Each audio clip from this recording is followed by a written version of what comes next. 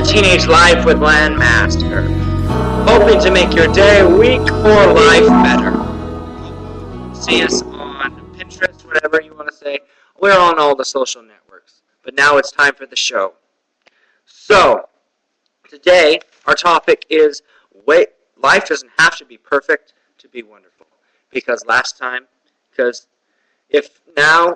to make life wonderful after your awesomeness and from the last episode, we're going to move on and make your life wonderful and probably more awesome. So, again, we're trying to make your life better by doing these episodes. Now, we're not famous yet, but our famous or lucky 7 questions are, if life doesn't have to be perfect to be wonderful, why do we still want perfection? Does this mean to go with the flow? Is it good to have a plan of where you're going to make life wonderful? What do I do to make the most of the moment? How do I change from a perfectionist to finding things wonderful? Is it bad to be a perfectionist? Why doesn't life have to be perfect to be wonderful? And the lucky application question. Now, time for the answering. I got a bad feeling about this. I know, because I'm the only one here today, and I don't have any guests, and I don't have any answers from other people. So hopefully it gets done a little faster, and hopefully you like what I say. But if life doesn't have to be perfect to be wonderful, why do we still want perfection? Now, I'm a very church-going person.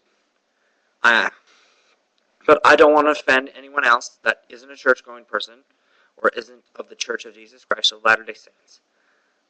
But I'm going to use references. I'm not going to use very much references for this question. But perfection, we believe that we need to strive to be like our Savior, Jesus Christ. And he is the ideal person because he was perfect and he did everything perfectly. And people think that perfection isn't attainable. But there are many people, and I don't want to go into detail too much, but there are many people who have attained perfection, and it isn't that far away. But we still want perfection.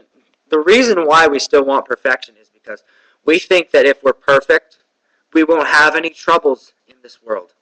Now look at our Savior, Jesus Christ. He went through a lot of crap in the Garden of Gethsemane and on the cross. And throughout his life, he understood us because he lived it. And he lived our trials personally through the Garden of Gethsemane and on the cross.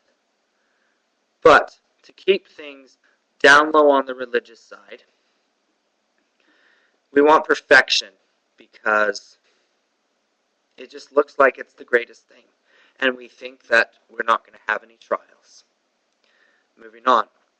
Does this mean to go with the flow and to not be to have a wonderful life? I'm going to keep this one short, but no, you don't go with the flow. Because if you're floating on this little boat in the middle of the ocean going with the current, you might wind up down a waterfall. And wha-bam! Your boat's crashed and you're probably dead. So, just keep that in mind. But going with the flow, from now on we'll refer to go with the flow as being an improviser. Okay, I'm going to restate this. My tongue is kind of tied right now. But from now on, we're going to refer to go with the flow as improvising, because I'll probably use it later in this session.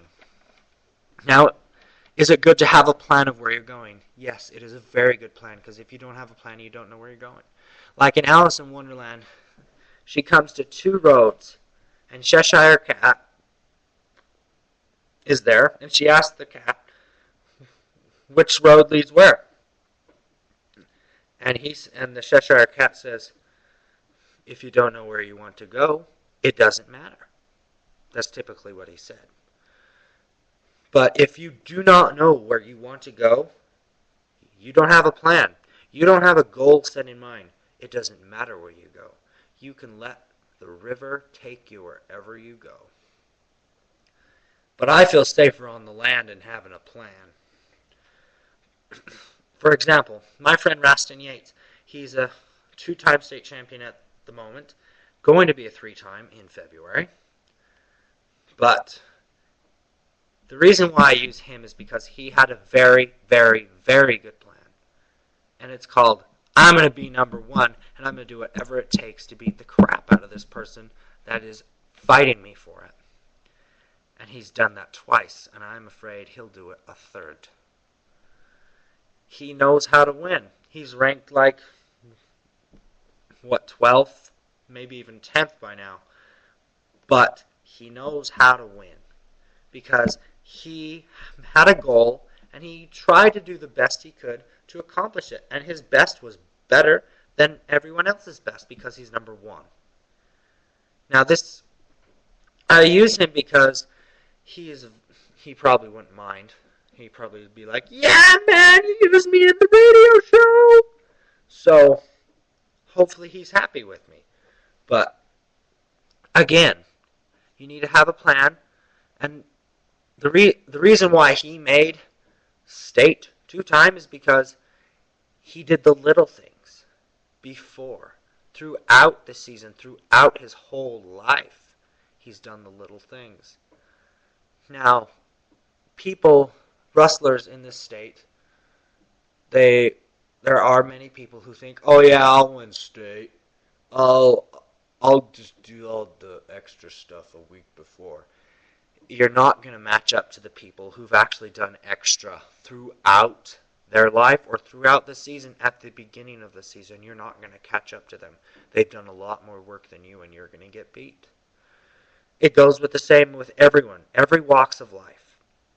You need to have a plan, and you need to do the little things to make your goal come to life, your dream come to life. Because if you do the little things, your dreams will come true, as Disney has said. Now, to make life wonderful, what do I do to make the most of the moment? I'm going to keep this one really short. The answer is live life. Time is not your friend. If you choose to watch the moments go by, they'll go and you'll never get them back. Time is no friend to a procrastinator. You got to live life no matter what. And I'm not a very good example because sometimes obeying the rules was more important than actually living life. But I understand it now. I understand it more, but sometimes I understand it more. I got to live life a little more than I have. But just live, and you'll live in the moment, and you'll receive the moment.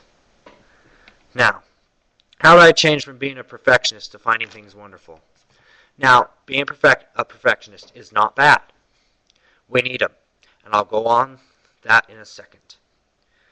But when you're the perfectionist I'm looking at and trying to help out is the ones that have their moments planned out. Like every moment of every day. They have their sleep planned out.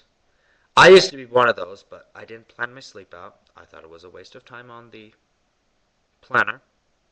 That's the only reason why I didn't leave it there.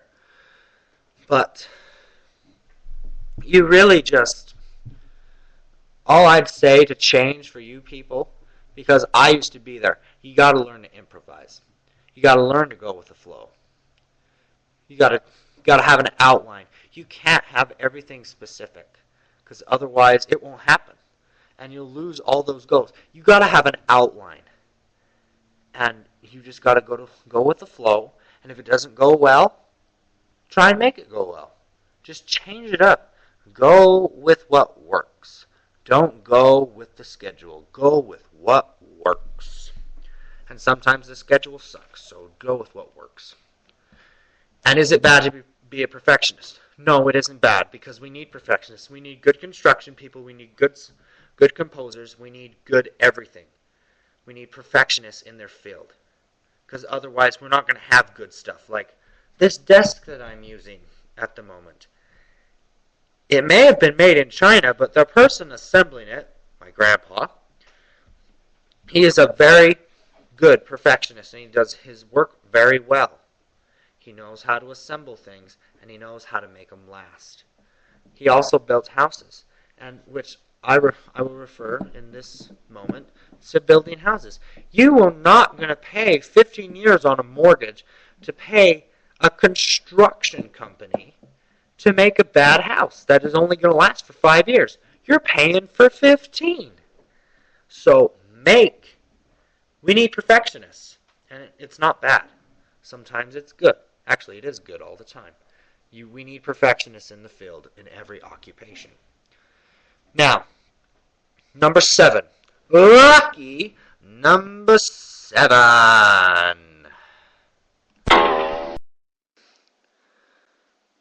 Why doesn't life have to be perfect to be wonderful?